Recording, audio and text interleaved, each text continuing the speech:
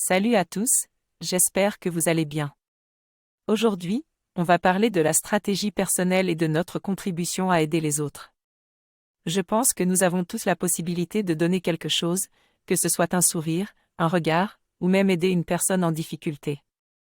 Malheureusement, nous avons souvent l'impression de manquer de temps pour remplir nos obligations et nous laissons passer les occasions de rendre service. Pourtant, le fait d'aider les autres apporte beaucoup à la fois à ceux qui en ont besoin et à nous, en tant qu'expérience. Une psychologue a d'ailleurs mené une étude où elle demandait à des personnes de réaliser 5 bonnes actions par jour pendant une semaine. Le résultat était hallucinant, ces personnes ont rapporté que leurs actions avaient contribué réellement au bien-être de ceux qui en avaient bénéficié, non seulement sur le moment, mais même pendant une semaine entière. Ensuite, j'ai parlé de 3 adolescents israéliens qui ont choisi de se rendre utiles auprès des personnes handicapées mentales. Ils ont compris que donner était important, même dans un contexte où ces personnes sont déjà bien prises en charge. À chaque fois que l'on aide une personne, même si c'est quelque chose de petit, ça peut faire une grande différence.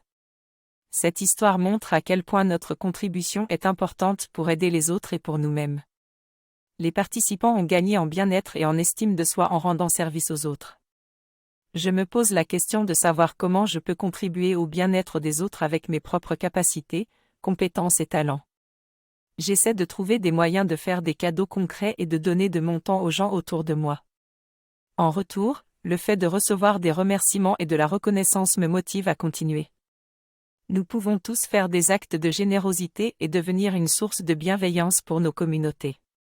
Je pense que la vraie générosité, ce n'est pas seulement donner de l'argent, mais aussi donner de son temps, de son réconfort, de la motivation.